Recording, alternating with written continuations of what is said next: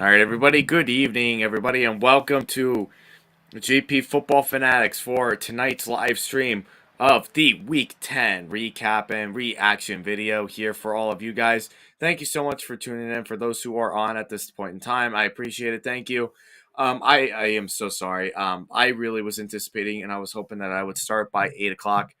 But things happen, and sometimes you have to be able to take care of those things that do happen. And that's something that I did have to look into, taking care of some of those matters before going live. But, thank you guys so much for your patience and understanding for everything. I know it just really means a lot to me. So thank you for that. I do see one person is on. So for those who are tuning in or getting ready to tune in, I appreciate it. Thank you so much. And I hope everybody who lives up here in the Northeast, I hope all of you are staying safe. All of you guys are, with the rain that's going on, the sleet and possible snow that's going on, throughout the night tonight. I hope everybody is staying safe and staying warm inside. And even best of all, you guys are in here listening to me and my podcast. So thank you guys again for tuning in. And thank you guys for your patience last week as far as the week 10 predictions went. I really do appreciate that. Thank you so much for your patience and understanding for that time. I really was not feeling my greatest all this weekend. I really didn't have much of a voice, as you could tell from the from that Wednesday night stream.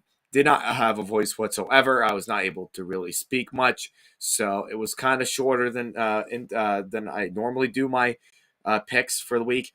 But I feel so much better now. A little bit here and there. I still have my cough a little bit here and there with that. I do sound a little nasally still, but I'm definitely feeling much, much better. And I'm ready to go. I'm absolutely ready to go. And I'm so glad that I'm here with you guys and I'm able to talk about week 10 and what a weekend it really was of football. And we're going to get ready right into it. So before we do all that, guys, be sure to drop a like on this video. Please also hit the comment section down below as well. I know with all the things that are going on right now, guys, I mean, it's so beneficial to really get to learn about the content that you guys like and really getting to know you guys. And that's really what my anticipation is as far as, this kind of skill goes and with the podcast. And it just really means a lot to me as far as like, you being able to do this and be able to have conversations with me about football and everything like that. So hit that like button. Also hit the comment button down below. And also too, it's been quite a while since I've had um, anybody subscribe to me. And if you guys could hit that subscribe button to me, that would also be perfect as well. That would be something really, really cool if you could do that as well. Hit that subscribe button as well. Help me out. Help the channel out as well, most importantly, because you guys deserve so much good content about football and whatever else that you guys like to talk about and everything. And so do all of those things. We're going to be a successful podcast. So thank you. Thank you again. Excuse me. Thank you. All right, so let's dive into it. Let's talk about the playoff picture first. We're going to talk about the playoff picture first here, okay? So we're going to look at the AFC side, as you can see right here on to the left. My left over here, we've got the AFC side of things over here. So number one right now is the Chiefs at number one, who are leading the AFC West. Number two is the Miami Dolphins. That's also leading at the AFC East, and we're going to talk more about that in a little bit about the AFC East and how that's going to really pan out for them. Number three is the Tennessee Titans. They're 6-3 and they're first in the AFC South. Then we got the Ravens that are in the fourth seed and first in the AFC North. And then the rest are wildcard teams from the East. The Jets are at number 5. The Bills are at number 6. We watched a little bit about that. If you guys were able to watch that Bills-Vikings game this weekend, they dropped to third place in their division in what seemingly was going to be like pretty much a runaway kind of a division for them early in the year, but they're at number 6 currently. And then number 7 is the Patriots. The Patriots move up despite being on the bye because the Chargers lost to the 49ers on Sunday Night Football, and we'll talk about that as well. So there are some teams in the AFC side that's on the outside looking in. So the Chargers, the Bengals are just right above there too. The Colts are actually making their way back a little bit after their win against the Raiders on Sunday. The Browns, Broncos, Steelers, and Jags, Raiders, and the Texans.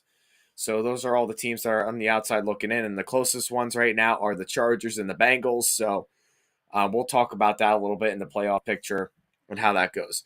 All right, number one, we'll talk about this game too. The Eagles at number one, the Vikings at number two, Seahawks 3, Bucks 4, Giants 5, their wild card team. Number 6, the Cowboys, and number 7, the 49ers. And the team that really came back to life and looking like they could sneak in a wild card spot, the Washington Commanders. And they also had a very nice, impressive win for this weekend. And we'll get to talk about that in a little bit as well for that game. But that's your playoff picture right now. This is the way that it looks like right now currently, and we'll see how it goes and see if some teams do make it in, or the teams in the outside looking in are those going to be the teams that make a wild card appearance that could give some of these teams a run for their money, or it's vice versa. So that is the playoff picture for this point in time right now. And with all that being said, guys, we'll jump right into it now. The next one, we'll jump right into the recap, and we'll talk about each and every game for this week. So I will pull that up for you, and we will get rocking and rolling. I'll also give you my record prediction that I did and how I did this week, and we'll talk about the top 10 teams for the week.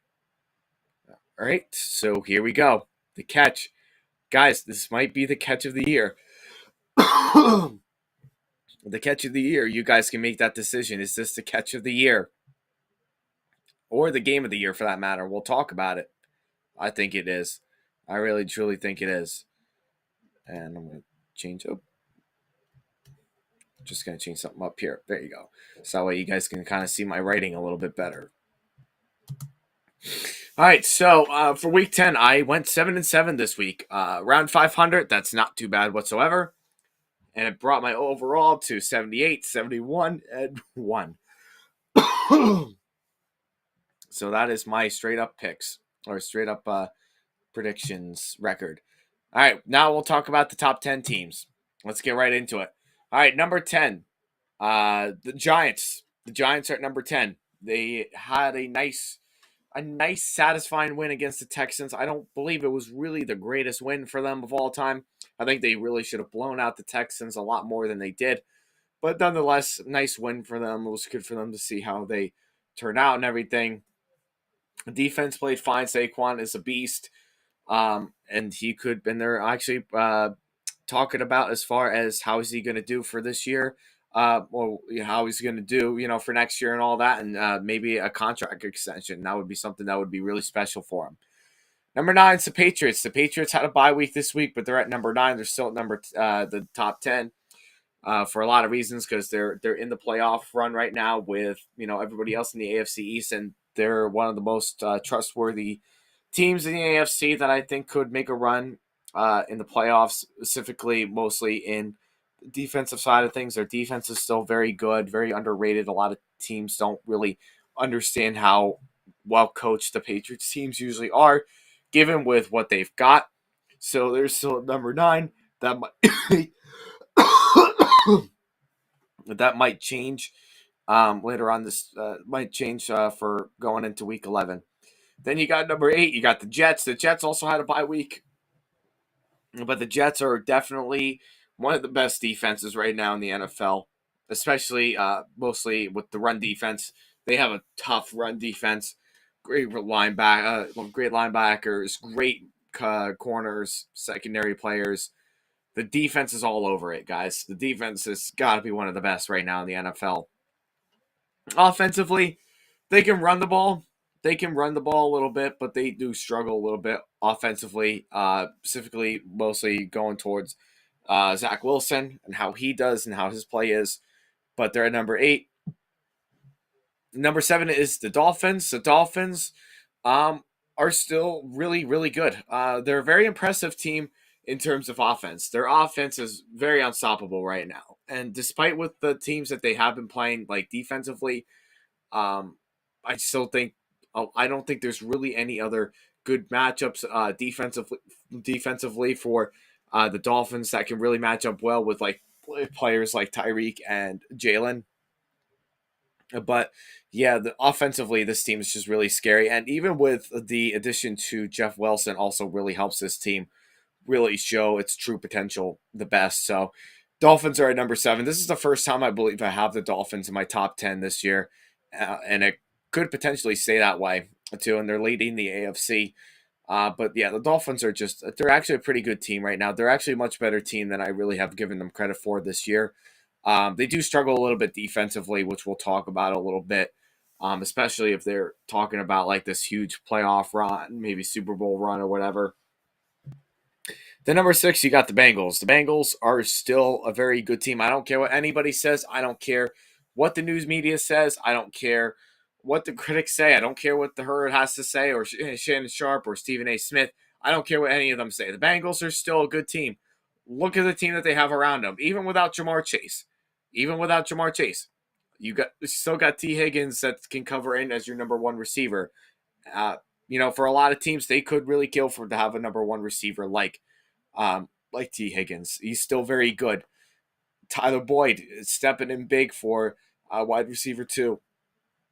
And Joe Mixon. Look at the game Joe Mixon had against the Panthers. Unbelievable game they had with him. And and Joe Burrow. Joe Burrow had a tough one against the Browns, but against the Panthers he rebounded. And we'll see how he does later on. The season with the next few games without Jamar Chase. But the Bengals are still at number 6. They still got a really loaded team, and still in terms of skilled. They're just still very skilled and very good team. Number 5, the Ravens. The Ravens are still, they're kind of an iffy team for me. Sometimes I'd like to put them above or below the Bengals because sometimes I think the Bengals are better than the Ravens. But Ravens, as of the last couple of weeks, they didn't get to play this week, but within the last couple of weeks, they've actually been playing better, especially defensively. They've got good talent on the defense. They have a good defense, but they've been playing a lot better.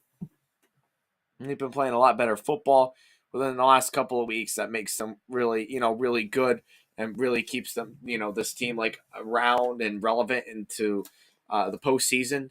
So they've been doing really fine, honestly. I think the Ravens are, they're probably not going to go anywhere higher than 5 for this year, but they're still a very good team nonetheless. I think they still have some things to prove. They'll probably still make a playoff run. I think it's a good potential thing for them to make the playoffs, especially if the Bengals, struggle a little bit or fall off the cliff a little bit, and give and take whatever they do have. So, but the Ravens are at 5.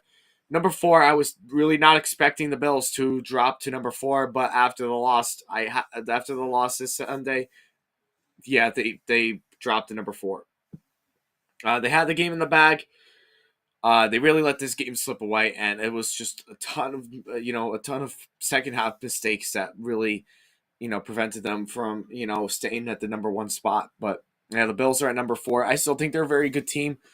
They're still one of the best teams in the AFC. I truthfully think they're better than the Chiefs still, but they have some questions right now that we will talk about and see how they perform when they get to the postseason, if they even end up making it there, and see how far they can really go. And number 3 is the Chiefs. The Chiefs beat the Jags, but not very impressively, if that really makes any sense. It looked like they were going to run away with it from the start of the game. But the Jags kept it close. They kept it close and, could have probably won this game. But nonetheless, they didn't. But the Chiefs still, barely covered in this game. They're still a good team. They're still a tough team to beat. They're still the team to beat. But they're still not as good as other teams. I think there's other teams that can match up really well with the Chiefs and actually potentially knock off an upset or actually beat them. So number 2 is the Vikings. The Vikings, yeah, I've been telling people all year round. I don't understand what it is about the Vikings that people hate. I really don't understand it. I don't get why the people hate the Vikings. I really don't. I don't understand the hate of it. This Vikings team is just so darn good offensively. And Kirk Cousins has been playing, pretty well. Had some times where he has not played very well, but offensively the team with what they do have and what they can do, they do a really good job with it. And then despite the loss for number one, despite the loss to number one, the loss from last night, the Eagles are still at number one, and the reason why they are is because they did beat the Vikings earlier this year. That's why they're still one game ahead. They're still ahead of them in my standings, and even in the playoff picture.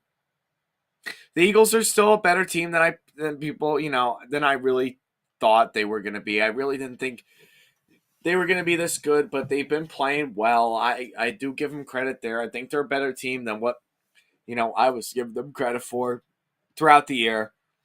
But they're still a team that a lot of people can beat. I think they're still a very beatable team, and we saw that last night. I really wasn't shocked with the way the Commanders beat the Eagles. But the reason why I picked the Eagles is because I didn't know how the Commanders were going to really match up well. I thought they were going to be very sluggish and slow defensively to slow down Jalen Hurts and company, but really it was quite the opposite, and I thought the Commanders played a good defensive game. I really did. And offensively, Taylor Heineke, we'll talk about him later on. Dangerous quarterback. Not the greatest quarterback, but he's a dangerous one. And we'll talk about that when we get there. So that's my top 10 for this week. All right, we'll talk about Thursday Night Football a little bit. Not a whole lot to really talk about here because I didn't think both teams really played impressively. But the Falcons, especially, really was probably their worst offensive game of the year, honestly, which is a little bit shocking, despite with like how many points they've been able to put up, this year. They played the Panthers last week, and in this game, they just looked completely lost. I don't know what it was. I don't know what happened. I don't know if it was like matchups or home field advantage, what have you. But there was a lot in this game that I really wasn't expecting. Like the Falcons to really, wasn't really expecting them to really be so subpar in this game, and not even just subpar. They haven't been good at all. They weren't good at all this entire game when they played. And I have to say, really, this was Marcus Mariota's worst game of the year so far. In my truthful opinion, I think this was the worst game that he's played all year. And you didn't even need to watch like the full game to really understand how bad he really was. You just watch like simple highlights and you watch like simple plays that he was given. The man just was not able to execute very well with the offense that he was given. He was under a lot of pressure too, which also doesn't help a lot too. But there were also times too where he was overthrowing the ball or he was underthrowing the ball, or even at times he was taking like a too much of a risk and turning the ball over. Like he was not protecting the football as well as he's been doing this year. So with this picture right here, if you saw on YouTube or if you watched this game, you would know that after he was tripped up, he somehow managed to throw the ball, on the ground. I don't understand how there's any player in that matter that's playing a physical game like football. I don't understand how you were able to do something like that. And not for nothing too. I don't know what was like going on in his head. I don't know if he was thinking like, okay, maybe I might be able to get rid of this ball. I don't know because it did not look like the ball was getting out before he was tripped up whatsoever. Because once he threw that ball, he was already on the ground. Like he was basically on the ground and he wanted to make like a no look pass. But the thing was, it was the worst no look pass, any football fanatic has probably ever seen, including myself. Like, I've seen Ryan Fitzpatrick throw no look passes before that not everybody got to talk about, or like players like Matthew Stafford when he played for the Lions. And of course, we all talk about Patrick Mahomes and how great he is. We've talked about his. But Marcus Mariota was not successful with that and could have been very, very, very, very, very bad if he had, if that ball was called as an interception, if he did not hit the ground. But that was just, my gosh, that was the worst The worst no-look pass I've ever seen in my entire life. And, you would give the guy some credit in terms of the ball and how far it went, but it wasn't even anywhere remotely close to his receiver. That's how bad this pass was. And just how bad he really was this game. Again, this was his worst game of the year. His worst game, for sure. Now, a lot of players that I saw on Twitter, not players, but critics, Falcons fans, football fanatics, you name it, like, all over Twitter, all over Facebook, everybody thinks it's time to bench Marcus Mariota. Do I feel like it's time to bench Marcus Mariota and put in Desmond Ryan, the 2022 draft pick they got? I believe he was in the first round. Do I think that this is the time to bench Marcus Mariota and see what Desmond Ridder does? To be quite truthful with you, I personally feel like Mariota, besides this game, despite this game being bad for him, absolute trash for him, you got to give the man credit. He really has not played bad this season. This is like his worst game that he's had all year. Any other game that he's played has been very well coached uh, by Arthur Smith. Okay. Arthur Smith previously coached him when he was the offensive coordinator in the Titans. And, under his playbook, he really didn't play all that terrible under Arthur Smith, but he was not producing the points that he was under the Titans because it wasn't under like the Mike Vrabel scheme that he was trying to pull. That's why Ryan Tannehill took over and had much more success under his coaching than Marcus did. And that's why Marcus ended up getting traded to the Raiders, and now he's the starter over in Atlanta. I personally think with the way that he lost this game, I do blame a lot of it on him. I think he had a very bad game, and it was his worst game of the year. But just because you have really one bad game does not mean that you need to be benched right away for a starter. And what I mean by that is because of like how bad he was, there's no reason to put in another second string in unless if he's not performing up to expectations. And he is far beyond like exceeding those expectations.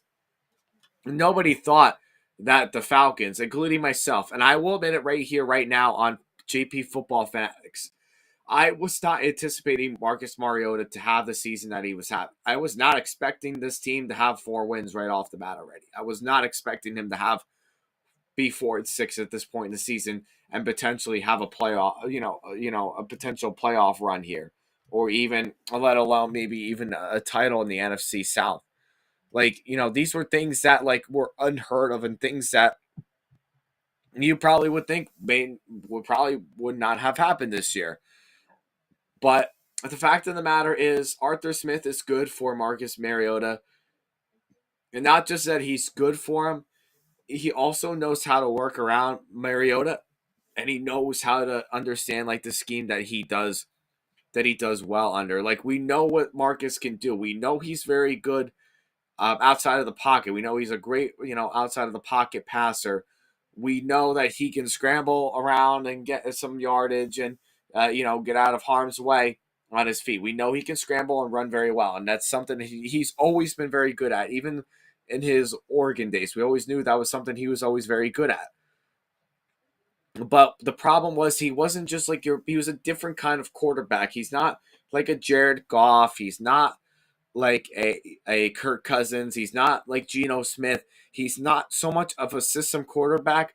But if you find the offensive playbook that best fits Mariota and allows him to do like play action passes and allow him to, use his feet and make plays, this is like the most success that we are going to have Marcus do. And Arthur Smith has done a phenomenal job with keeping Mariota, to his potential. He's done a really good job with, keep it containing him to limiting the mistakes that he used to make, and not be so careless when he throws the football. Like there's definitely a difference that you can see between what he was when he was first drafted versus what he is now. Now, he's not a forever starter. I will say that right now.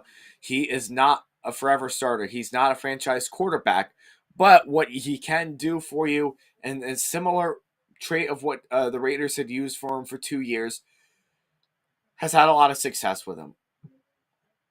And I think if you get him in the right coaching staff and you allow him to do like wildcat formations and you allow him to do play action and do what he can do outside of the pocket, you're going to have some success with this guy. But if you just force him to stay in the pocket and you don't have the linemen to protect him, he's not going to be successful. He's a different kind of quarterback. It's not like a quarterback, like I said, with Geno Smith. He's not a system quarterback. He's not a Geno Smith. He's not a Kirk Cousins. He's not Jared Goff. He's not like any of those quarterbacks. He's his own. He is his own breed, and what he does best in, he knows he can excel in. He takes advantage of, and that's something that I wish more people really understood about understand about Mariota. Um, yeah, again, he's not a franchise guy, no doubt about it. Not a franchise guy, but he is not a bad player to have on your team, not just because of his leadership, but what he can provide to you for your team. So, Arthur Smith, I give him a lot of credit for winning 4 games with Mariota. I was not expecting that whatsoever, not really being a starter for the last 3 seasons. It's impressive. I think what he's done with Mariota, he's done a good job containing him. Mariota seems to really fit in well with this Falcons team. The teammates seem to really like him. But there are some things that they do need to really work on with him. I think he needs to get Kyle Pitts more involved. He needs to be more accurate when he is throwing like a deep ball, like all the basic stuff that we know. But I don't think it's time to bench him just yet. I think you can still ride with him for a little bit. And then if you know you're not going to make the playoffs for the rest of the year or something, then Ritter would probably be a good choice to see what he can do for you. But I don't think Ritter's really much of an answer for you at this point in time right now, only being a rookie and sitting behind a veteran. But yeah, that's how I feel about that. All right. As far as Baker Mayfield's awkward behavior, so Baker Mayfield, we know, did not play in this game. And it was funny that I actually made this headline. Is he going to be a starter again? And he is going to be the starter again. He's going to be starting next week, which is funny. Really funny to see. Because nobody knew if he was ever going to be a starter again. Now, is he going to help this team succeed now that Matt Rule is gone and he's under Steve Wilkes? Do I see him doing anything better or anything more than what PJ Walker has been able to provide to us? No, I don't think so. I don't think Baker Mayfield is the answer for this team. I think this offense is just too complicated, too complex for Baker to really work with. And with PJ Walker, he's not good either. I'll say that right now. He's still not very good.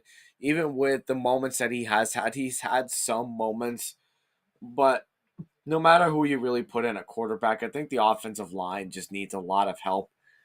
And not just with the offensive line, but this team is just still not very good. There's still a lot of glaring holes on this team that you're still looking at and seeing, like, how are they going to fix this team? What are they going to really do? But what do I really think about Mayfield being the starter again? I mean, listen, you kind of have to play whoever you have, honestly. And if Walker is not ready to go by next week, which he already isn't, I believe he's already placed on IR. Then you got Baker Mayfield, and then you have Sam Darnold that's going to be elevated from IR this week.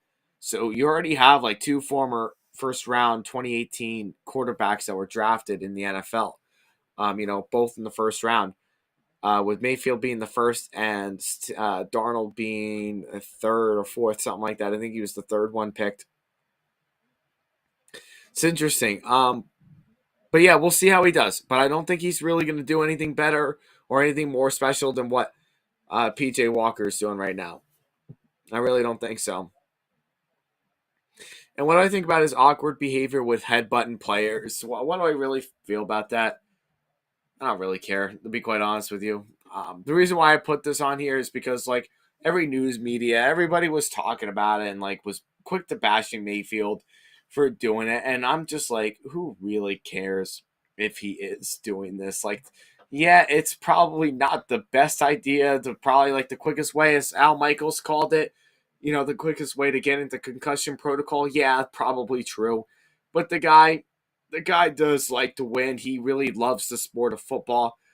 The problem with him is that he's not been good at it yet, or been able to really figure out what he can really do or how good he really is. He has not been able to figure that out yet, but he likes to see his team win.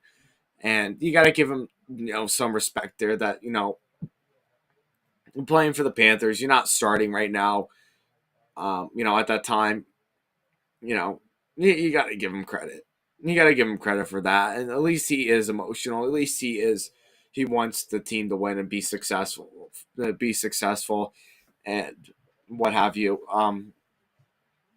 But I don't think it's going to work out for him in Carolina. Where do I think he's going to go after? Some people think he might go to the XFL. He might be going to the XFL next after the NFL. But I don't really know. I don't really know what's going to happen with him after. But I don't know. I don't really care what his behavior is. As long as he's showing that he's happy and he wants to do, wants to be able to perform and do what he can to help his teammates win. Who really cares of what his behavior really is or what he's doing, like headbutting? That's just him showing like excitement and everything. It's probably not something that I would do, but who really cares, to be quite honest with you? I hope Mayfield does have some success. I really do. I like to see him get the success that he has not had yet in his NFL career. But I just don't think the Panthers are it. I don't think that's the team that he belongs to. I don't think they're really behind him 100% based off of like these looks here of what from each of the linemen and players when he was like, congratulating them on a win or headbutting or whatever. I don't think the Panthers are it, and I don't think his teammates really are backing him 100%. So it's time for him to move on to somewhere else and probably be a backup at most, probably, because I don't really see him being a starter ever again. I could be wrong. He could be a starter somewhere else. But I think with his career and with him being with the Browns for 4 years, they're not really giving him the best chances to, be successful. And then you go to Carolina, and then you're even in a worse off position. No, never easy. Never easy. So we'll see. We'll see where that goes. All right. We'll talk about this game a little bit. I didn't get to watch a whole lot of it because of church, but this was the get right game, and it goes over very well for the Bucks. The Bucks needed this win, big time. Needed this win, and it was a nice quality win. From the time of what I was able to watch, I thought the Bucks defense played back to where they were at the beginning of the year. I think the defense really got to Geno Smith. They got the blitz going. They put a lot of pressure on him. They covered all the good receivers and everything. I thought the Bucks defense had a really, really good game. And in fact, this was like the first Bucks game back where it seemed like they were getting themselves back on track. The last couple of weeks has been rough, but with like slowly some players coming back in this game, I think was good for him. And I think with Brady, now that the divorce is official and he's no longer with Giselle, he's 2-0, folks. 2-0 without Giselle. I think this is like a motivator thing for him. I really do think so. The offensive line is still a bit of a suspect. I think there's still some injuries there that you kind of have to look into. But as far as like Brady's play and the way he's getting his receivers involved again and how he's getting his team involved again, they don't quite look like the team that they were for the last 2 years, but they still look like a good team. I think with Tom Brady, anytime you have Tom Brady on the field, anytime you have him in your quarterback roster, you're always going to have some kind of success, and you're going to be able to score no matter what. So it was a good get right game for them. The Seahawks struggled a little bit. I thought the defense played fine, but they did struggle a little bit offensively in the beginning. They kind of had a little bit of momentum coming back to them, and probably could have almost won this game. But the fact of the matter is, Bucks won because of Tom Brady. And I think this game was really cool to see how it was played in in Germany. I thought that was really, really cool to see. It was the first time we've ever seen a football game being played in Germany. But that was really cool, though. I thought that was really cool to see. I think I liked the way that the game was filmed. The camera angles that they used and everything. It was really cool. It was really, really cool to see. I hope they really do keep that location of being in Germany for future games to come. But they did a good job, though. I thought both teams played well. I think Tom Brady just got the best of the team. I think they got the best, the last laugh, and I think they're just getting themselves back on track. When you get Tom Brady going, and something's going on, like personal life and whatnot, and you can tell like this is like his season. This is like the time where he starts to elevate and he starts playing better. I think this is like around that time of year now where you're going to see Tom Brady play hot. Don't be surprised, guys. Don't be surprised if the Bucks come back into deep playoff contention. Don't be surprised if they make the Super Bowl. Don't be surprised if they win the Super Bowl. Because they're looking like the Bucks are getting back on track. It's the get right game for them, and they're looking like they're getting back on track. And as for the Seahawks,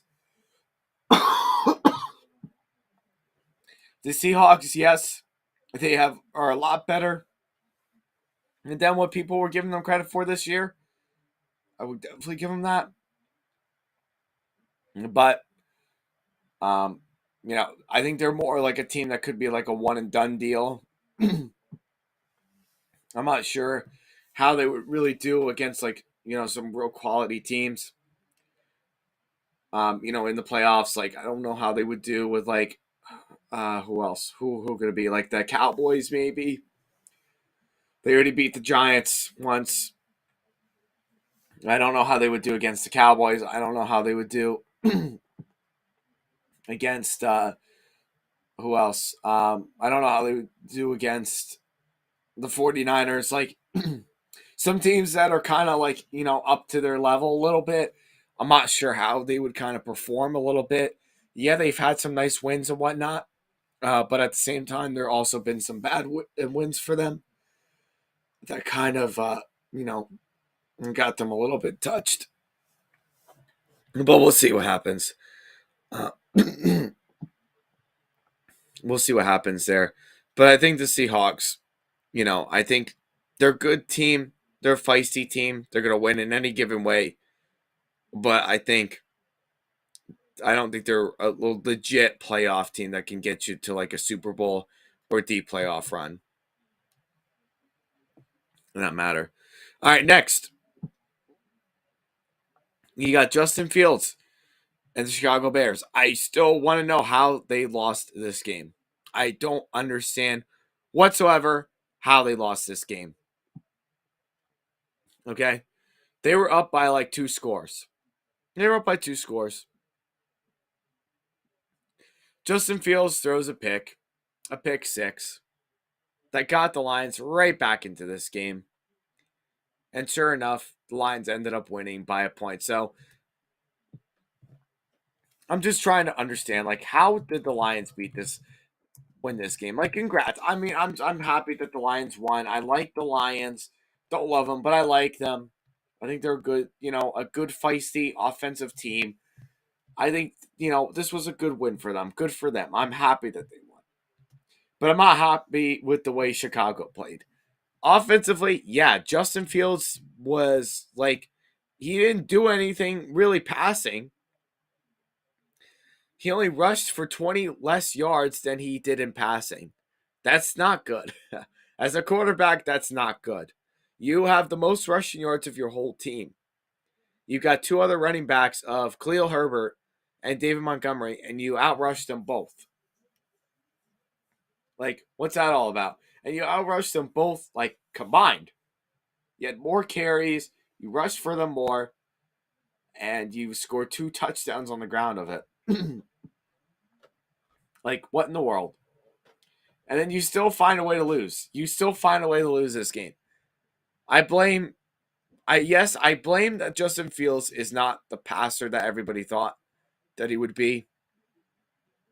Like, the guy is very athletic. I like Justin Fields. he has potential to be successful in the NFL, without a doubt. But here's the problem that I do have with him. One, he plays for the Bears. The Bears are one of the most dysfunctional teams in the NFL. But the thing that I don't like about Fields is that he's a turnover machine. He's not a great passer. Like Jalen Hurts in his first year, he was not the best passer. And after his rookie year was not good. But after his rookie year, it did not improve anywhere from his rookie year to now. Yes, he's rushing more. Yes, they're utilizing him in a rushing formation. But the most important thing about a quarterback is that he's got to be able to make the throws. He's got to be able to make big throws. He's got to be able to use his arm a little bit. You got to trust the arm that he does have a little bit. And he does have a cannon of an arm. But, like with some teams, like Trey Lance and like, other teams, was just had one at the top of my mind. Zach Wilson. The mechanics are extremely off, and the accuracy for Justin Fields is way off. That's what happened in this game. That's why the Bears lost this game, is because of his inaccuracies as a passer, but the defense also let up a lot of points too. The Bears defense was horrible in this game the entire time. The defense for this team was horrible, and they couldn't close out against the Lions. The Lions, with the worst defense in the NFL, you couldn't close out a game against the Lions. Now, was this a good win for the Lions? It's an exceptional win. I think it's a nice win, but it's not a good win. It's not a very good win for them, especially with like how much yardage they gave up on the ground defensively. Like, guys, they got to be the worst run defense in the whole entire NFL. And they still find a way to win this game, knowing that the Bears are strong in the run game with Fields, with Herbert, with Montgomery. Even with giving up all of those yardages, they still found a way to lose this game. I just don't get it. I really don't get it whatsoever. All right, the Dolphins. The Dolphins are a threat to the Bills in the AFC East. Is that true? Yes or no? Are the Dolphins a threat to the Bills in the AFC? I would say, yeah, I think so. And I'm not just saying that because the Dolphins beat the Bills already. I'm not saying that whatsoever. It has nothing to do with that. That was a win in the past. It's time to move on from that. But yes, the Bills are a threat to the Bills. I believe so. Why? Because of the passing game that the Dolphins have that the Bills don't have. So let's compare and contrast the two. The quarterbacks for both teams. For the Dolphins, you've got Tua Tagovailoa. Then you've got Josh Allen and the Buffalo Bills. Okay? Then you compare the wide receivers that they have. Back to back. Ready? The Dolphins. You have Jalen Waddle. You have Tyreek Hill. Tyreek Hill, who could potentially be the MVP for this NFL season. Having two really good years. Really good receiving years for them. Okay? The Bills, Stephon Diggs, still the number one receiver and still one of the best receivers in the NFL. That showed on Sunday. Then your number two receiver, Gabe Davis, who had a bit of a fluky year last year and had some good moments here and there, but he has not been all that impressive this year. Now let's take a look at the running backs for both teams. Now the Dolphins, you've got Raheem Mostert and you got Jeff Wilson. Jeff Wilson, that was a great addition for the Dolphins. I think that helps them out in the run game a lot. The Bills, Devin Singletary, and you've got now Nyheim Hines. Okay? So Devin Singletary is not a bad running back. He's not my favorite. He's not the most electrifying running back. But guys, for the Bills, with the Bills that just do not have a run game whatsoever, why don't they run the ball more? The Dolphins even run the ball more. And last couple of years under Tua and under Ryan Fitzpatrick, they hated running the ball. They could not run the ball for the life of them. But now they've got good running backs. They've got Raheem Mostert. They got Jeff Wilson. Why? Because it helps balance out the offense that the Dolphins have. The Dolphins' offense that they have is explosive. They're fast. They're physical. They're tough to beat. You can't match up with how many more secondaries can you say that matches up really well with Tyreek Hill or Jalen Waddle? There's not very many defenses that probably could match up with them well. Even the Bills had a really hard time stopping them. The Bills, who are supposed to be the number one defense, had a tough time stopping them. So the Dolphins are a threat to the Bills. And the Dolphins, the way they won this game against the Browns was very convincingly. The defense stepped up, but the reason why the defense stepped up the way that they did is because they were able to force some backlashes and some turnovers and whatnot in this game. And what the Dolphins were able to do very well is what the Browns usually do well. The Browns usually do an excellent job with running the ball. That's like their number one go-to. They like to run the ball with Nick Chubb and Kareem Hunt, and they do a very good job with it. But they did have some turnovers, some turnovers that happen and turnovers on downs, and what have you. Okay, but it was not a very good matchup. I believe it was just not a very good matchup for the Browns whatsoever, because I feel like with the Dolphins' offense and what they had, and what the Browns do have besides Jadeveon Clowney and Myles Garrett. Like, besides getting to the quarterback, they just could not cover for the life of them, and they had a hard time covering. Okay, they had a hard time covering. But yeah, the Dolphins, I know the Browns have some things that they're really good at and they really need to work on. And when Deshaun Watson comes back, the team might even look like more of a dangerous team and could make a playoff run. But this was like the one game, really one of those games that the Browns really needed in order to be in playoff contention still. The way it's looking like right now, they might just miss the playoffs this year. They may just miss the playoffs, but the Dolphins will make the playoffs. I believe that 100% that the Dolphins will find a way and they will make the playoffs. I don't see there's going to be very many teams that are going to be able to stop Tyreek or stop Jalen or even stop the running backs for that matter. Raheem Mostert is a little bit stoppable more than Jeff Wilson, but nonetheless, yeah. I mean, the Dolphins, they're Tua. It's everybody. They're all good. Okay, they're all good. Okay, they're all good. But they could give the Bills again for the run for their money. And if the Dolphins beat the Bills again in Buffalo, Bills might have some problems with getting over that hump and getting deep into the playoffs. They really could. So the Dolphins are like one of those teams that I think is a tough matchup for the Bills. I think is a really tough matchup. I don't think they have everybody that can really slow down the effects of Tyreek and Jalen Waddle or the run game. And the Bills don't have the run game. They don't have a run game nor do they want to acknowledge it or use it more. That's what it is. And we'll talk about the Bills in a little bit. But Mike Vrabel, man. Mike Vrabel and the Tennessee Titans. Let me tell you about the Titans. Yeah, the Titans are like, they're probably just an average team, the Titans. The way that they've been playing this year, they're just an average team, and they continue to show that for a lot of reasons, okay? One, the offensive line is terrible for the Titans. Ryan Tannehill is good. He's been playing good. I don't blame him whatsoever for, the mistakes that the Titans do have. But they don't have no offensive line, and they just don't have the receivers that they used to have. Like, there's no more Corey Davis that's there. There's no more A.J. Brown, Adam Humphries, Khalif Raymond. Tight ends, they don't really have the tight ends anymore. Like, the weapons that they do have that they used to have don't compare to what they have now. Those receivers that they did have really matched up really well with the Titans and why they were so stoppable offensively.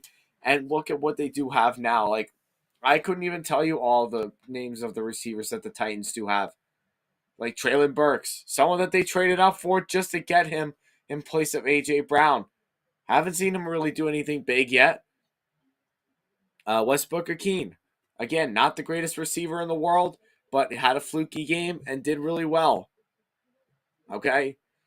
Who else do they have? Austin Hooper, washed not there anymore.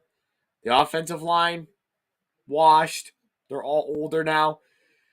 They can't protect Ryan Tannehill. Derrick Henry is basically their only way to success is Derrick Henry right now. It's Derrick Henry and with a competent quarterback of Ryan Tannehill. Malik Willis is not the answer yet, guys. Malik Willis, for the 2 games that he has played in, he has not impressed me one bit yet. And why has he not impressed me yet? Because he can't pass the ball for the life of him. Yeah, the guy's athletic and everything. He's got the cannon of an arm, sure. But he's got a lot of cleaning up to do before he can be an NFL starter. And we all know, even as a football fanatic, being an NFL starter is much, much harder than people really think it is until you get into that time frame. But yeah, without Ryan Tannehill, without Derrick Henry, and even really the most of all, without Mike Vrabel, this team is not good. Not very good. And without those guys, they're like below average to possibly even being bad. If they didn't have the defense that they had, or if they didn't have like the players like Ryan Tannehill or Derrick Henry. So Mike Vrabel needs to win Coach of the Year. I would absolutely positively put down all the money in the world right now to bet on for Mike Vrabel to win Coach of the Year. I would absolutely be supportive of that because of what he's been able to do for this Titans franchise for the last 4 to 5 years, probably 4 years, maybe more likely. He's turned this team to be successful, even without like your best players. He still manages them to be really, really good. For example, last year, the Titans lost Derrick Henry for the second half of the year. Didn't have him for all that second half of the year until the playoff time. And they really lost because Ryan Tannehill was not good in that game whatsoever.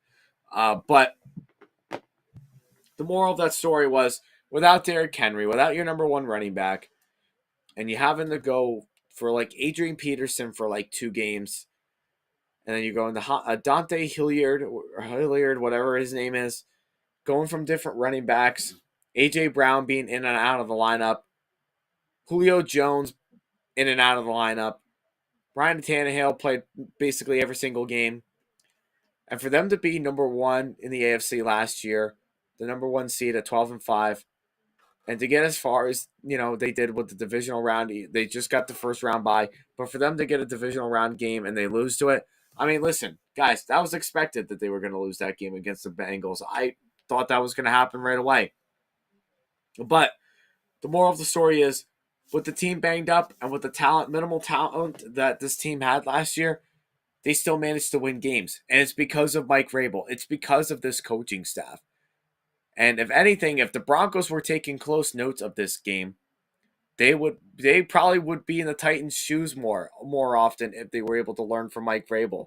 The Broncos, on the other hand, on paper, should have a better team than what their record indicates. Russell Wilson should be playing better at this point in the season than he has been all year round. The receivers that he has should also be playing better and live up to their hype of what they've been. Jerry Jeudy, for example. Jerry Jeudy, in and out of the lineup. He may not even be in the lineup for a while. He is going to probably be out with an ankle injury. Okay? Cortland Sutton, on and off game here and there. KJ Hamler, don't hear much about him. Tight ends, don't know what's going on with tight ends. You lose Tim Patrick for the year. Javonte Williams, out for the rest of the year. Melvin Gordon fumbles the ball like there's no tomorrow. Like the Broncos, if they would have the coaching staff, if the Broncos had the coaching staff that the Titans do have, then the Broncos would probably be winning games. But the fact of the matter is they don't have the coaching staff like the Titans do. They don't overcome the adversity that the Titans do. And yeah, it goes back to coaching. Nathaniel Hackett for the Broncos is not that kind of person. His offense has been atrocious all year. The defense is great. The defense is really what keeps them in the game. But if they had the coaching staff of like what Mike Vrabel has and what the offense that they call, like this team would be like a similar Titans, but they're not. They're not. But I like Mike Vrabel. I think he should win Coach of the Year. I think he's been the most successful coach that the Titans have had in their franchise. I think he cares about winning. I think he cares about the team itself. I don't think he really cares about the talent and everything as long as he is winning and if he can find ways to win. That's really what matters most for Mike Vrabel. He's a very inspirational coach. If it was up to him, Arthur Smith, maybe another coach like Brian Dable or something like that for the Giants, like those are like they would probably be my top 3 coaches of the year right now. Just of how successful that those 3 coaches have been. All right, guys, we really got to talk about this game. Really got to talk about this game. All right. The Bills. The Vikings. All right. Let me just start off, like I was saying before, with the Dolphins. If the Bills had a run game, or wait, I'm going to correct that. If the Bills used the run game more often, that sounds better. If they chose to use the run game, the 3 losses that they've had could all be wins right now. I don't know what it is. I don't know who calls these plays. I have no idea why they decide to get so greedy in the fourth quarter, knowing how dominant they've been all year. Like, I don't know who does all that. But whoever is doing this to the Bills team should really look at themselves in the mirror and punch themselves in the face. Because there's no way the Bills should have lost this game after being up 27-10. And you're having full dominance for pretty much the entire game. There's no reason why you should let this game slip away. Your offense versus their defense. And what I mean by that is I'm talking about the Bills offense versus the Vikings defense, okay? Take Patrick Peterson out of the defense for the Vikings. Without him, the Bills win this game. The Bills would absolutely win this game.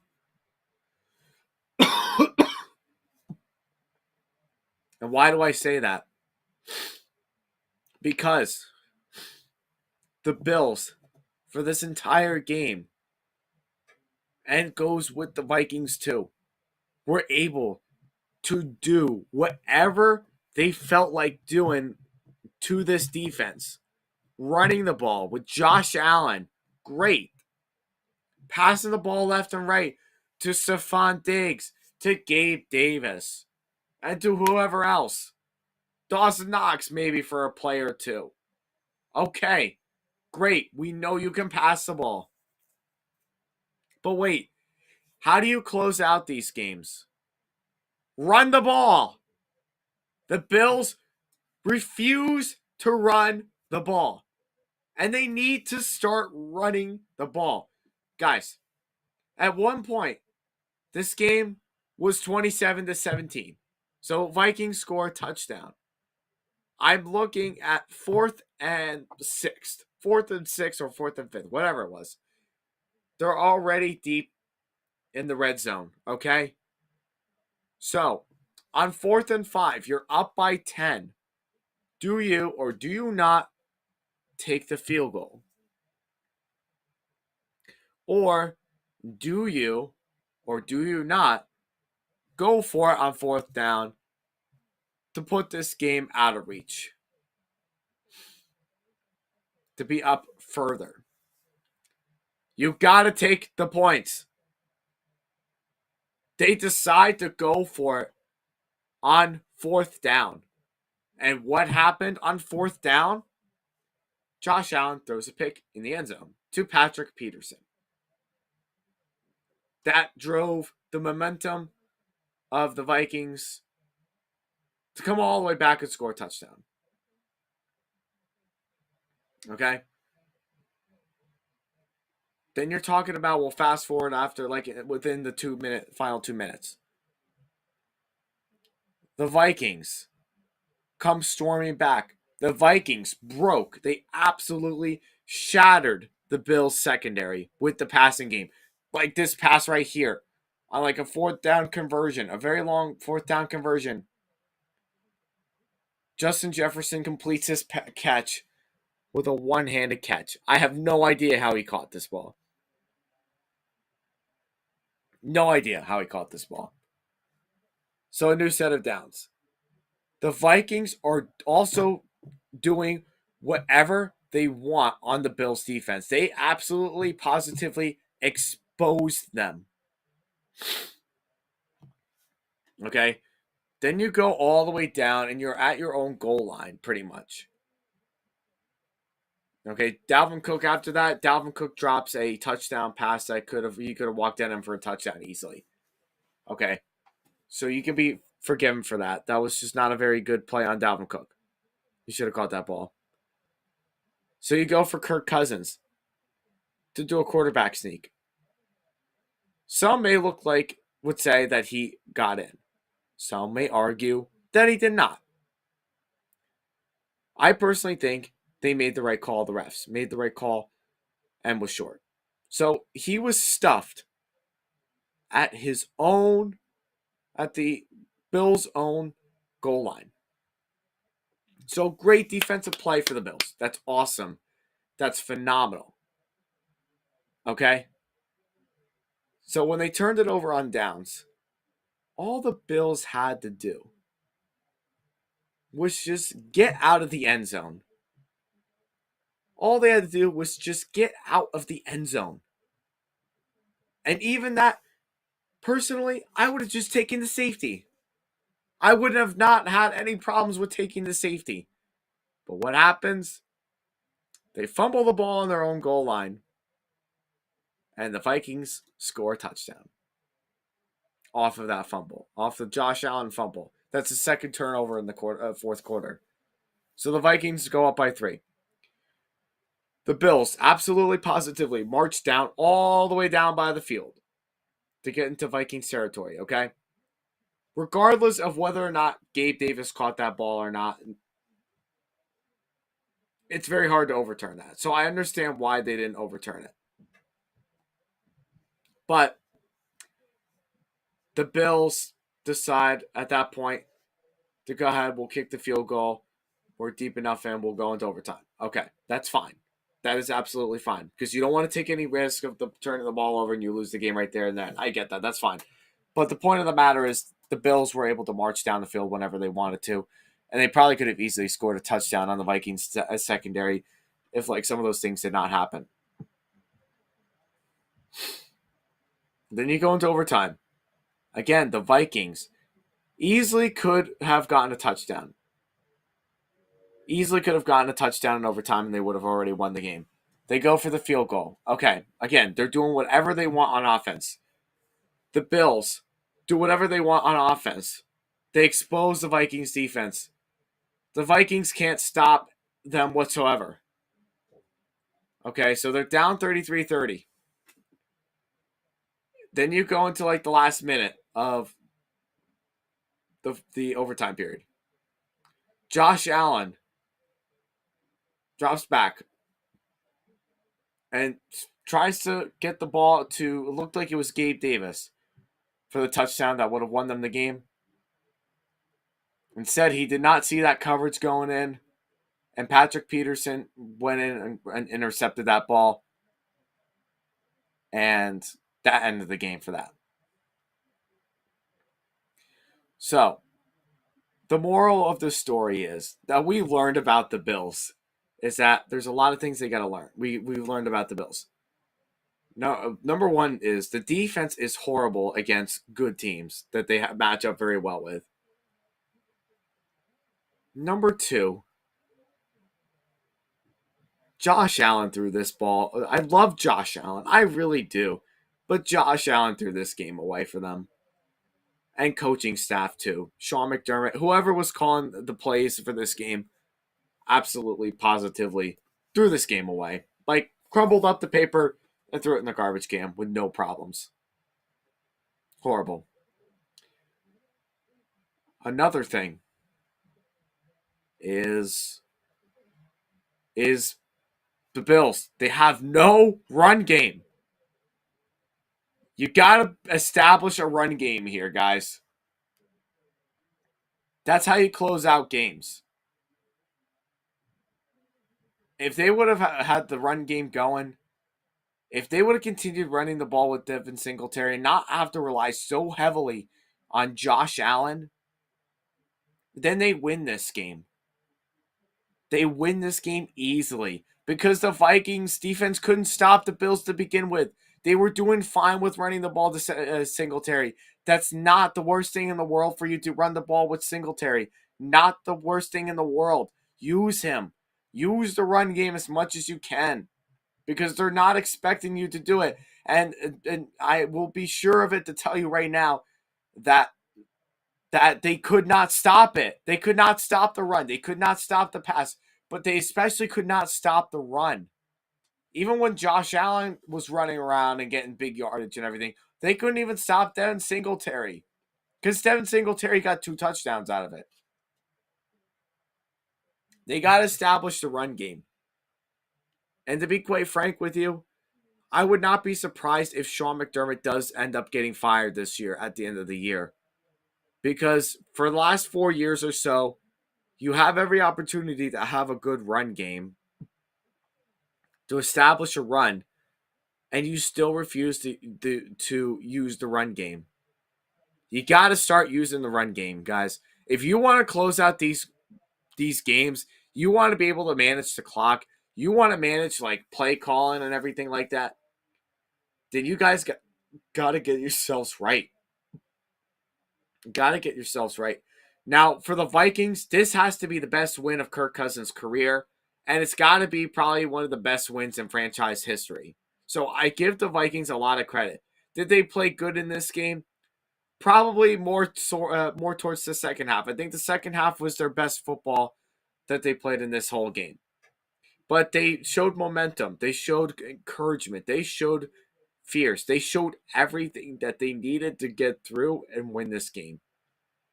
They had a lot of hope, and they ended up winning this game. So at the end of the day, do I think the right team won at the end of the day? The Vikings, did the Vikings deserve to win this game? 100%. There was no way that the Bills were going to win, deserve this game. Even if they did win, they still wouldn't have deserved it. But the Vikings earned this win, and they deserved to enjoy this game. They played their absolute butts off in the second half. It was the best game that I probably have seen from a Viking, from the Vikings and Kirk Cousins. It was a great game for them. But yeah, it looked like a Super Bowl game. If I'm being honest with you, this game looked like a Super Bowl game. It was that crazy. That crazy. And who knows? If the Bills get themselves right, this could be a potential Super Bowl matchup. I would not be surprised about that. I think the Vikings can and will find ways to beat a lot of teams in the NFC come playoff time, and they could challenge the Eagles and probably beat them to go to the Super Bowl. I would not be shocked if that did happen. But a lot of teams are counting the Vikings out. Critics are counting them out. Podcasters are counting them out. Guys, we got to stop counting out the Vikings, okay? The Vikings are good. The Vikings are good. They have one of the best passing games in football right now, okay? They can pass the ball. If they're not doing well with passing the ball, Dalvin Cook is the running back. He is their run game that is successful. He can run the ball very well. They have a lot of options to turn to on offense. The Vikings are good. They are for real. I think this win pretty much solidified how good they really are. All right, we'll talk about this game very briefly. Saquon Barkley ran all over the Texans defense. That's not surprising. Giants had a good game in this one against the Texans. not as good as I was kind of like really. If you look at the stat line, you look at Saquon Barkley and how much he was able to rush for. He rushed for like over 150 yards. I feel like he could have done it Derrick Henry and probably rushed for like 200 yards or more. Because this run defense of the Texans is the worst in football right now. And the Texans just can't get anything started. Davis Mills is not the answer for this team. They need to find a quarterback soon. They need to find a whole lot of talent. It's time to really clean house and clean this team up because they're just not very good. But another win for the Giants, though. Got to give them credit there. It's another win for the Giants, and I'm happy that they won this game. All right, Jags defense is no match for Patrick Mahomes. Yes, I will say that right now. The Chiefs offense, yes, is, anytime you put Patrick Mahomes in the game, anytime you put Patrick Mahomes in a passing game, an offense or whatsoever, he makes magic happen. I will absolutely count for that 100%. But here's the thing. Here's the thing about the Chiefs.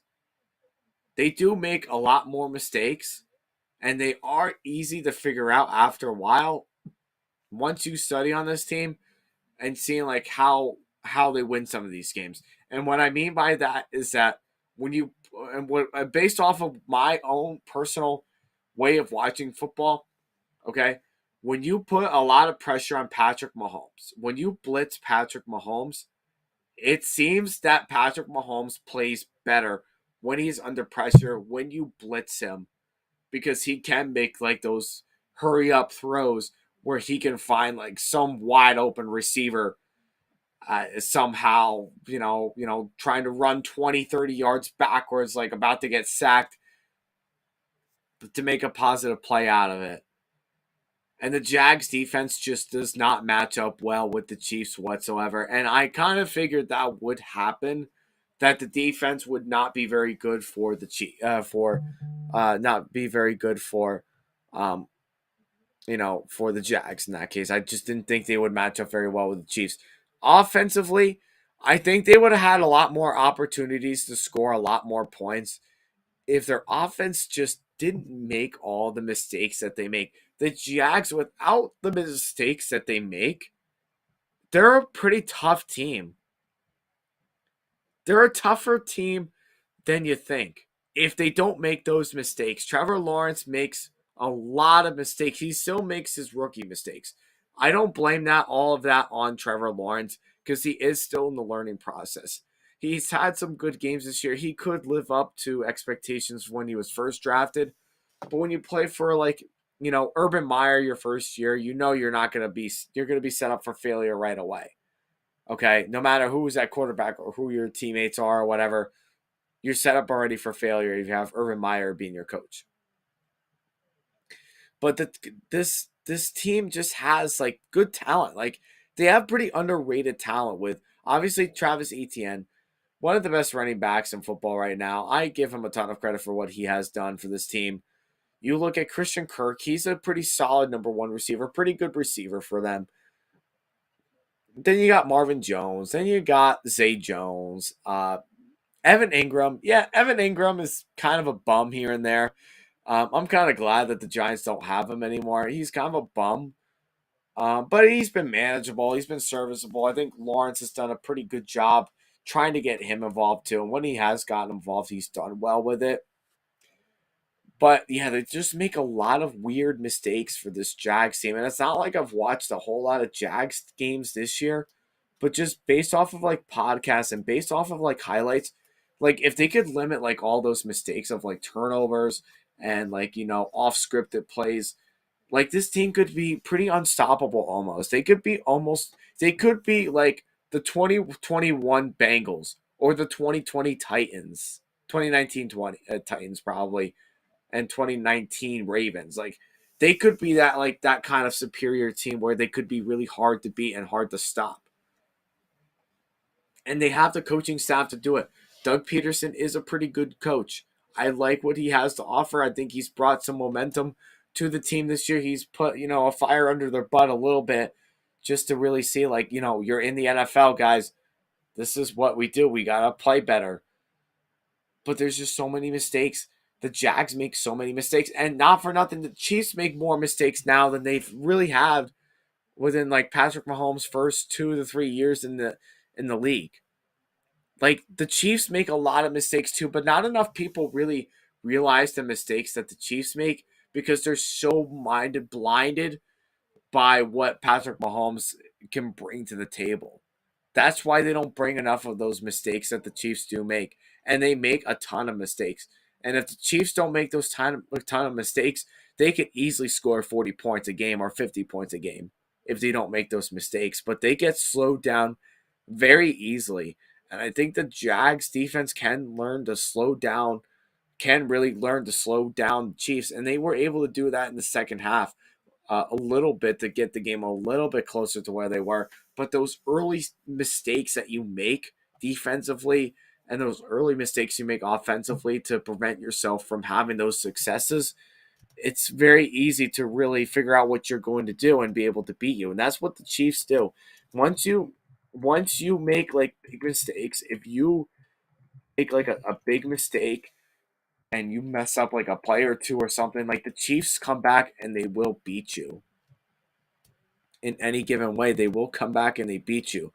But yeah, man, I mean, I just don't get the Jags because they really shouldn't be as bad as their record indicates.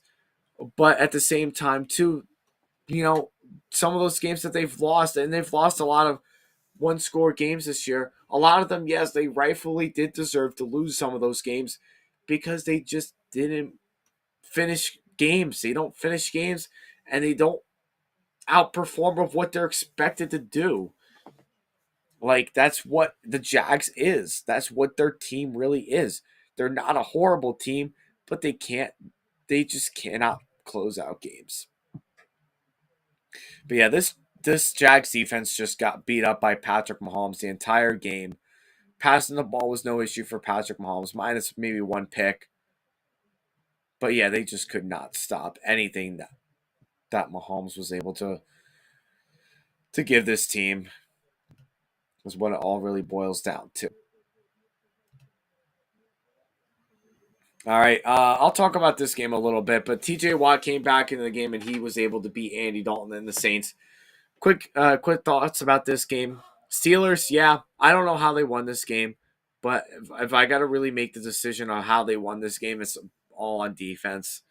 Okay, I mean, without the defense, without T.J. Watt, and you could tell that there's a difference when TJ Watt is in this game. When TJ Watt plays in defense, when he is not out with injury, and they have like their real main key defenses of the Steelers side, they are very unstoppable to be. That's where the Saints experience a lot of that.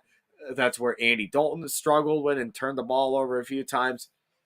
And that's how significant of a difference your defense makes if you don't have TJ Watt on your roster. Now, if you don't have TJ Watt, you take him out, the Steelers defense plays horrible.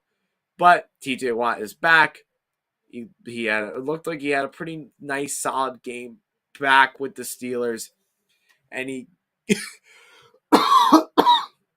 excuse me. They gave the Saints a lot of problems, especially with Andy Dalton. Andy Dalton has had a lot of uh, interesting, past troubles with the Steelers before, so it's not really all that surprising that the Saints did lose this game, and surprisingly that Andy Dalton did struggle in this game. But I was expecting to be like a lot lower of a scoring game. Like I didn't think there was going to be like very many touchdowns going on, maybe like a 16-13 game maybe, or like 19-13, something like that. It was 20-10. It was somewhere like where I kind of predicted that it would be a little bit. But I think the Saints do have some issues, and I think the Saints' issues right now is mostly there's a lot of things that they're struggling with. I think it's quarterback. I don't think they're going to stick with Andy Dalton anymore. I think they're going to probably switch back to Jameis Winston or turn to another possible quarterback that they do have on the roster. I'm not sure who that's going to be, but there's definitely a quarterback carousel going on, and the Saints. That's going to rise up a lot of questions as far as how this rest of the season is going to go. And I don't see the Saints really going anywhere this year. I'm sorry, guys. After losing this game, and this is kind of like the game like that you really need in order to really get yourself back into the playoff contention. I'm sorry, but I don't see the Saints really getting back. on track with that. And I don't see the Steelers going on that track either because I think the Steelers are still not a very good team. But yeah, they both have a lot of their issues this year. It's time to really make some decision making and seeing what you can do to, get ready for next year or see what you can do to finish out the year strong. But yeah, that's really with that one. Got a couple more here. There might be some that I might end up skipping, but we'll see what happens. All right, Matty Ice returns. Matty Ice is returning to the Colts and had a pretty solid game. I really was not expecting Matty Ice to play in this game. I really was not under Jeff Saturday. But he played and he had a nice game. That's all I really got to say about the Colts. And Jonathan Taylor goes off and he has another nice game again. Jeff Saturday, yes, he did prove us wrong. He did get a win under, his first game as an interim coach. But can I just add something? And I don't really understand really the big hype about it too. The Colts beat the Raiders, okay? They beat the Raiders. That's not a surprise. It's not a surprise that they beat the Raiders. Why? The Raiders defense is terrible and they just can't the Raiders have not been able to figure out their true identity this year. They're 2-7 right now. And the Raiders are definitely done at this point in the season. They're done. They're not making the playoffs. They're not going anywhere anytime soon with that matter. But we can't keep giving the credit to Jeff Saturday, okay? Jeff Saturday is the coach. Yes, he makes the plays without a doubt. Absolutely makes all the calls and everything like that. But not really. It was not all him though either. Yes, he brought the momentum into this team. He put a spark to this team, and they actually looked more impressive offensively than they've had the first 9 weeks of the season. Yes, I will give them that. But that was not Jeff Saturday that did that. That was the other coaching staff.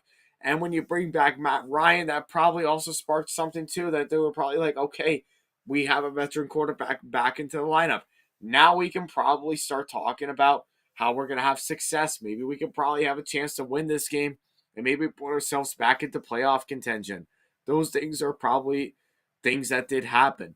But you cannot say that this was the most impressive win of Colts history. It really wasn't. Yes, it's a nice win. It's a win to celebrate. Congratulations to Matty Ice. Congratulations to Jeff Saturday.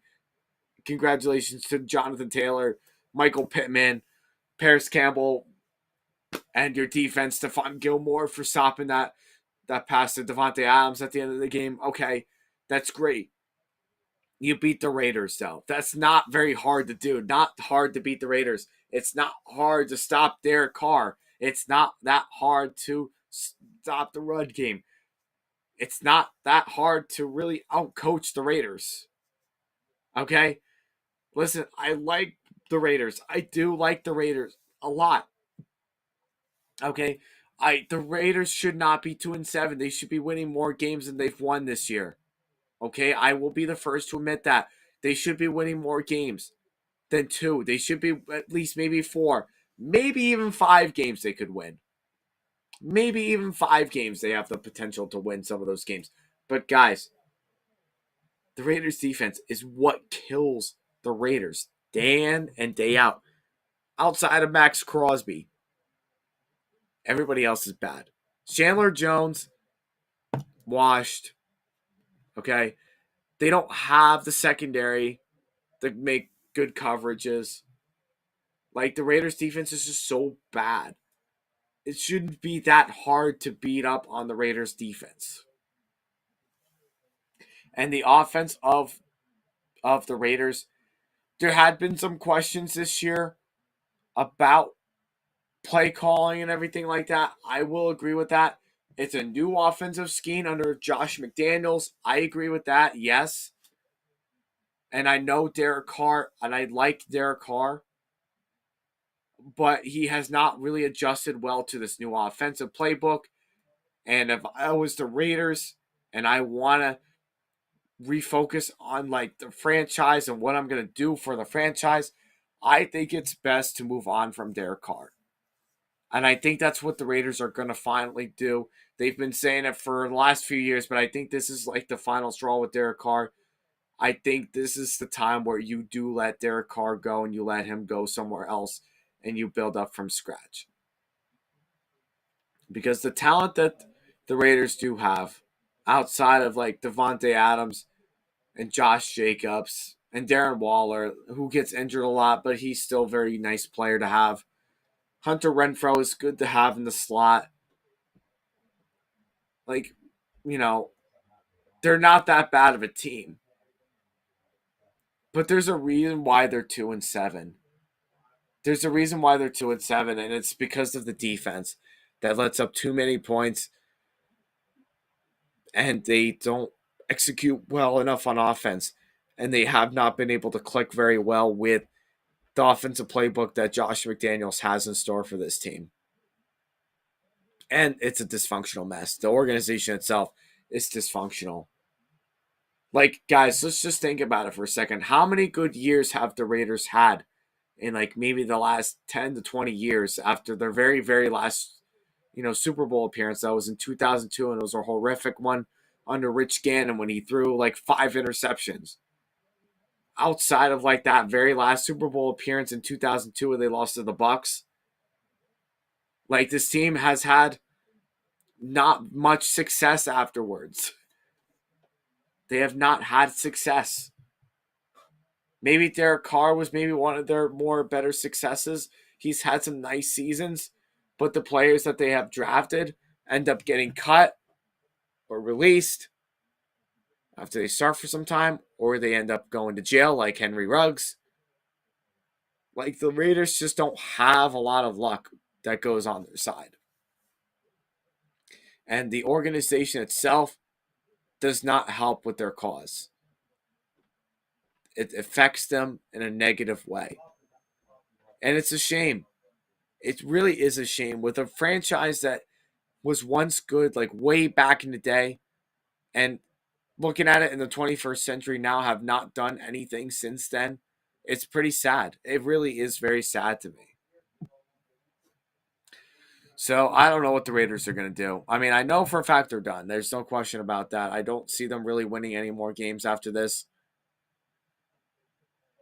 So I don't know what they're going to do. I think you keep McDaniels for another year and see how he does and see if he improves this team, given with the talent that he has.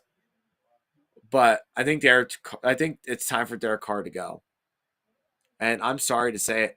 And even just watching his press conference when he was crying, like that was tough to really hear and watch like another football player cry like that. Like he wants success. He knows what this team is more than capable of. He loves Raider Nation. And you can tell that just by the way his press conference was following that loss. But if you're not setting the man up for success, you're just wasting his career away. You're wasting his career away. So I think the Raiders should move on from Derek Carr. I think it would be time for them to move on from him. And then with the Colts, we'll see how they do. We'll see if they get some more wins. I think they can get some more wins. Maybe if they play Matt Ryan for the rest of the year. And if things work out well with this coach of Jeff Saturday, might be able to see something. And if Jonathan Taylor stays healthy, they could make something happen. But they're still not a very good team.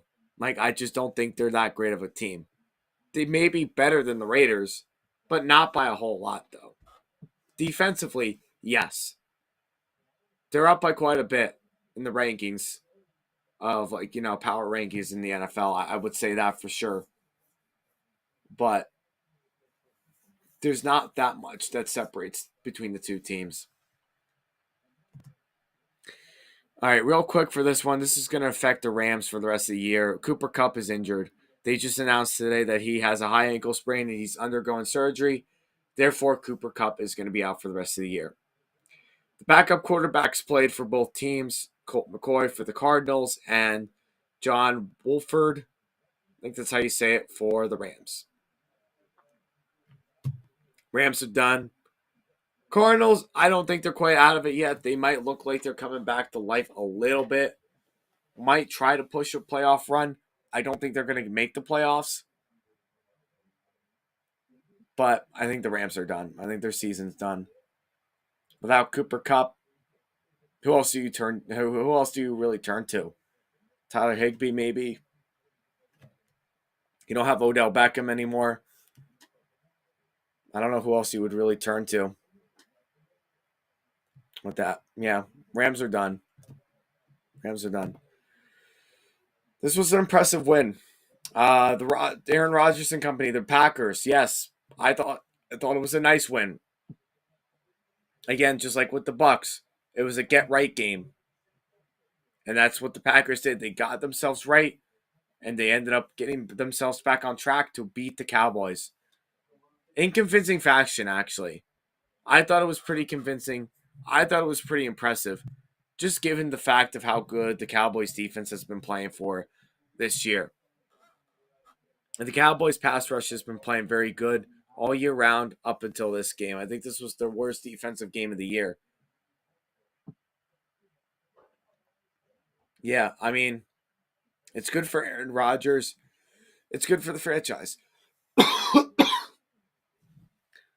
But what happens to the Cowboys? Sorry, what happens to the Cowboys? And how is this going to affect the rest of their season? Well, the Cowboys, I'm not too concerned about. Maybe outside of the passing game, besides the passing game, there's not a whole lot I really worry about the Cowboys. I think they'll still make the playoffs. I think they're still a wild card team. Maybe win a playoff game, but that's really about it. But there's not a whole lot that I really worry about the Cowboys for the rest of the year. I still think they have a winning record. I still think they make the wild card spot.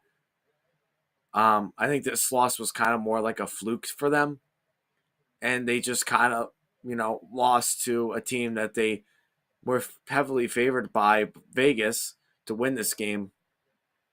But I think it was just more of a fluke for the Packers, given what they've got in the talent realm of things.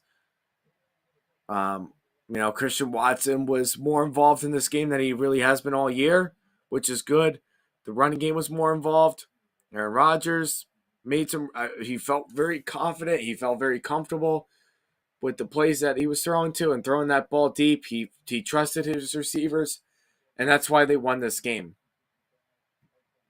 And defense came to life for the Packers, and that's not something that I've given a lot of credit for the Packers this year as far as defense, and I still don't think they're a good defense, really, outside of maybe a couple good players, but that's really about it, like Zaire Alexander or Kenny Clark and all those guys. Like, outside of that, I mean, they were able to really do a good job with holding up what the Cowboys have been doing all game, and that's like running the ball a little bit with Tony Pollard, double covering CeeDee Lamb. Like, they were doing a really good job with all that stuff. Like, in the second half of the game, they were able to adjust. They were down early in the game, but they were able to overcome it, and they were able to turn Dak over a couple of times, and they were able to figure out how they could score more offensively, and they broke the defense. And that's something that you got to give Aaron Rodgers for the credit for as far as that goes. Aaron Rodgers, no matter what team you're given, you never want to give the ball to Aaron Rodgers in the fourth quarter because he has so many great game-winning drives over the years that has helped his team to success. That's been really good for him. But yeah, I mean, I don't think the Cowboys are out of it. I think the Cowboys are fine. I think they'll be fine. But do the Packers get into the playoffs? That's kind of more of like a tricky one. And I think it's kind of unlikely at this point in the season because they do have to play the Vikings one more time. They've got to play the Lions and the Bears. Like, there's still some teams in the division they still have to win, and they'll have a hard time beating some of those teams. It could be potential that they could win all those games with the Vikings, Bears, and Lions. Um, but I think it is unlikely, though, that it will happen, that he'll beat all three of them the rest of the year. And given what the tough schedule that they do have the rest of the year, because they will have to play the Eagles at one point. They got to play the Titans on Thursday night. You know, they do have a tough schedule coming up. They have some tough teams. And if they really do want to win some of those games, they've really got to turn it around. And it'll be tough for them. It really will be tough for them to get right back onto the wild card spot of things in the NFC. but it's definitely not nothing unheard of. It's possible, but I think given with the talent that he has had this year, and the problems that he's had this year it's going to be tough for him. It will be tough. All right, what do we learn about this game? I want to talk a little bit about the Chargers and the 49ers game. So what do we learn about this game? Okay. All right, one of the things we learned about is that the Chargers are very bombarded with injuries. And might I add that they might be just a slight bit overrated. Why? Well, I mean, Justin Herbert. Love Justin Herbert. But the guy has not played well the last couple of weeks. His numbers have been solid or seemingly looking solid.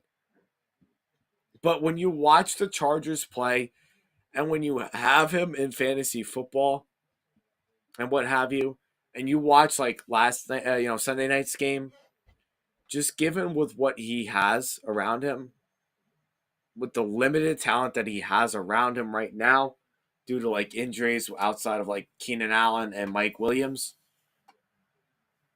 he doesn't really, is not able to really pull off, the tremendous wins that he was able to do the first 2 years that he was in the league. So that's what we learned about Justin Herbert. If he does not have all the right players at the right time, if he's not given the well protected offensive line that he needs to be good, he's not going to play very well. And he does play very timidly, not timidly, but I feel like when he does play like good defenses, like the 49ers defense is excellent, is where you kind of see him struggle the most with good defenses, when like all those players are getting covered up really well in the secondary. That kind of tricks him up a little bit. So I think secondary, like good secondary, he does struggle with a little bit. So that's what we learned about this game from that. The 49ers, as far as what we learned about the 49ers, Jimmy G did not do anything in this game. I thought they started very slow defensively. Yet again, I think the 49ers have had a lot of slow starts this year to the season, but this game was one of the slowest.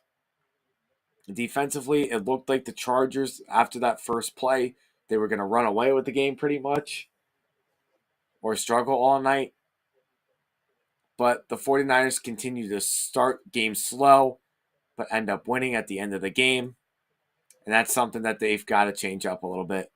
And Jimmy G did not do anything in this game besides maybe make some passes here and there to Jawan Jennings, and maybe get Debo a little bit involved.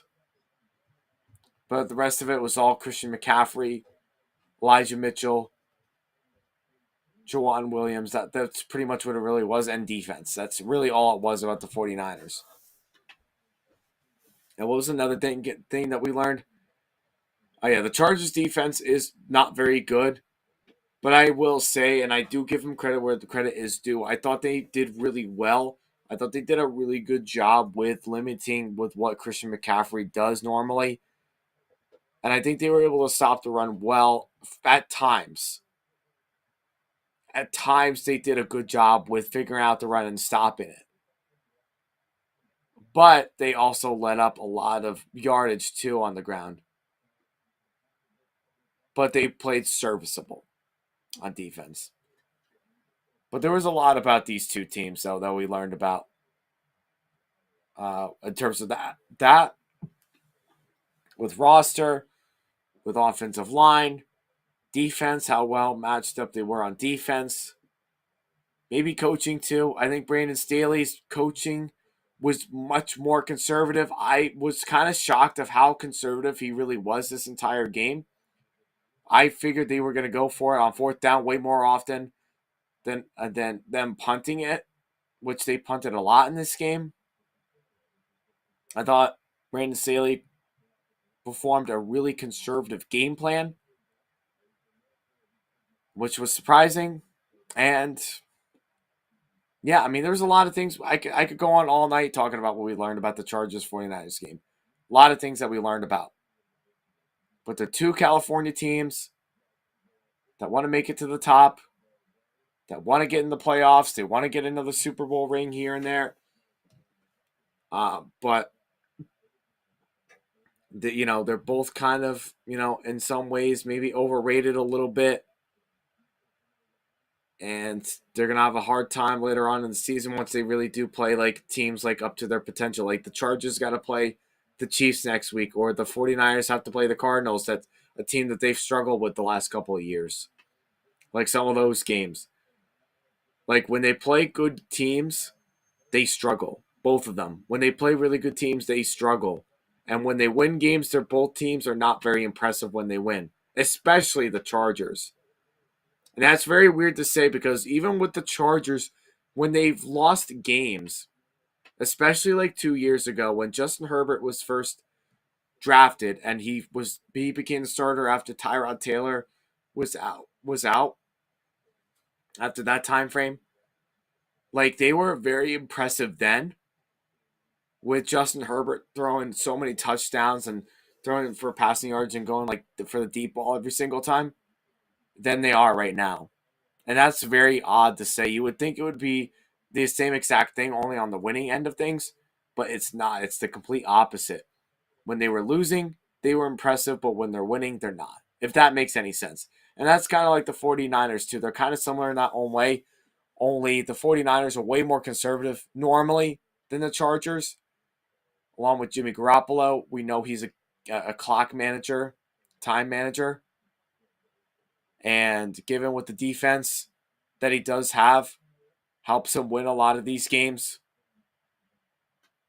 So, two teams that are very, very flawed, but they somehow manage to win these games. And, when you watch a game like the Chargers and the 49ers, yeah, one of these teams do have to end up winning. And at the end of the night, the 49ers were the team that ended up winning.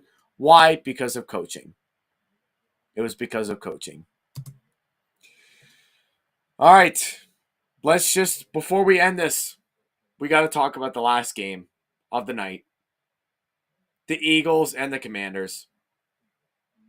Thank you to Taylor Heinicke.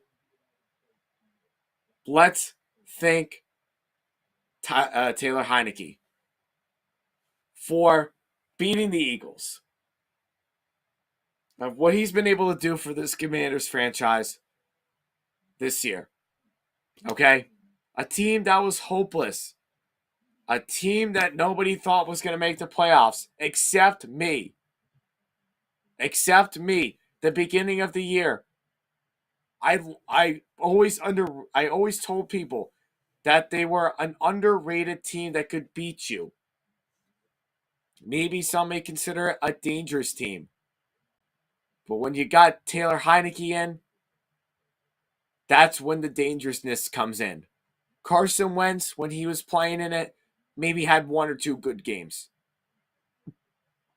He gets hurt, then you have Taylor Heinicke, who has been pretty good, pretty darn good, who's gone toe-to-toe with the Eagles, beat the Eagles, gone toe-to-toe with the Vikings, another really good team, beat the Colts, and there was another team they also beat too and went toe-to-toe with. I forget who it was. Those are like 3 wins right there. But there was another win too that they also got to under Taylor Heinicke.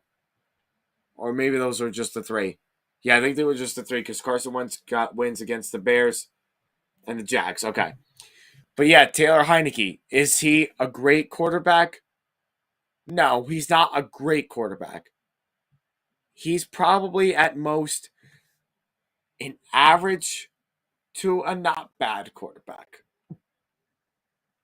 And quite truthfully, that's not a bad game. That's not a bad thing whatsoever. That's truly not a bad thing. Um this guy can get you wins. This guy can beat you.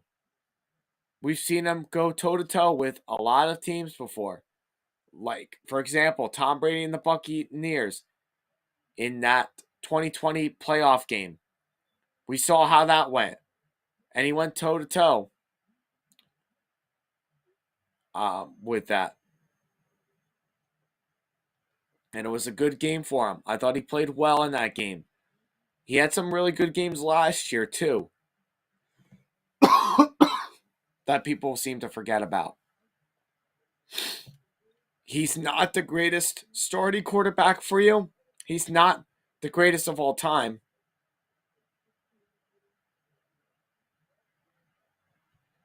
But what he does do well in is he can win you games when you don't expect him to. When he's a big underdog, like what we've seen with the Bucks, what we've seen against the Eagles, a team that he was supposed to lose by double digits to. Like when you see some of those things happen, when he's an underrated quarterback, when he's supposed to lose by a lot, then that's when you're going to see the best Taylor Heineke play. Okay, sorry, I'm finishing up a text here. But that's the best of Taylor Heineke that you're going to see when he's playing good teams, when he is a double-digit underdog, and what have you. That's when you see the best of Taylor Heineke. But what I like about Taylor Heineke, more than what I like about Carson Wentz in this factor, is that the guy is willing to make a lot of risks. But unlike Carson Wentz, Taylor Heineke is more successful with taking those risks. He doesn't just hold on to the ball forever. He will try to make the throws, and he can make the throws. He can make big plays happen. And he can find ways to beat you in any given way. Him and Scary Terry, it's an awesome duo. An awesome duo between the two. The defense of the Commanders hasn't played well yet this year, but they sure played well last night. That's for sure. They played very well last night. They got the Jalen Hurts. They took him out of the equation. And in the first half, he only got like 5 minutes of possession of the ball, where the rest of it was like 25 minutes. The rest of the 25 minutes of the first half was all owned by the Commanders. That's like credit to the defense right there for doing their job. And that's credit for the offense. That's credit to Taylor Heineke for managing this game. That's management for like clock management for the coaching staff. Making good calls. Helping this team win. So thank you, Taylor Heineke. Just thank you so much. You deserve all the credit in the world for the Commanders' success in the second half of the season that nobody thought would happen besides me. Now, granted, I will say I had my doubts about them during the season. But I like the talent that the Commanders do have that not enough people talk about. When they run the ball, they can run the ball efficiently and serviceable. The receiver end of things may not be the greatest, but when you have Scary Terry in the picture, the passing game can also be scary.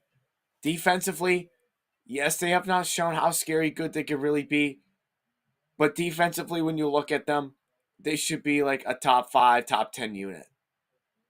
And they have not played that yet, and they probably won't really play up to that standard this year. But watch out for these Commanders. And if Taylor Heineke is starting the rest of the year, or if Carson Wentz comes off of IR, which they're saying once Carson Wentz comes off of IR, he will be back in the starting spot.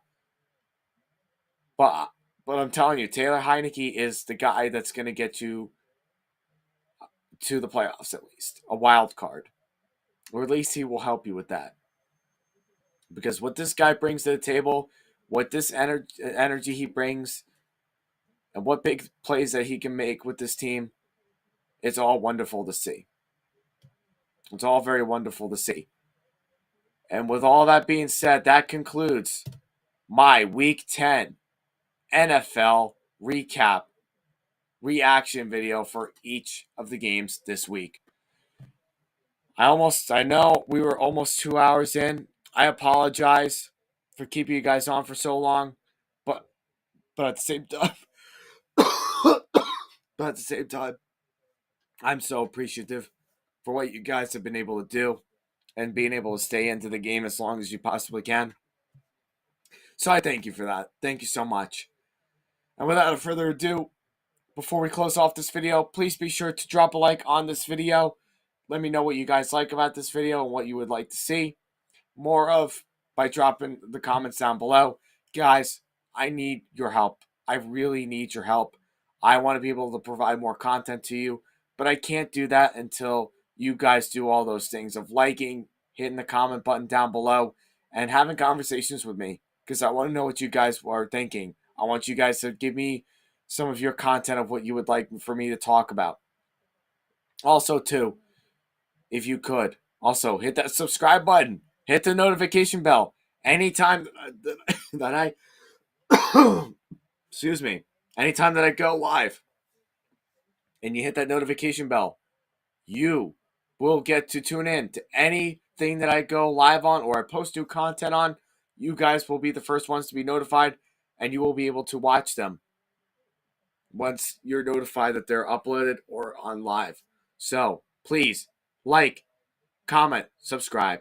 Thank you so much, everybody.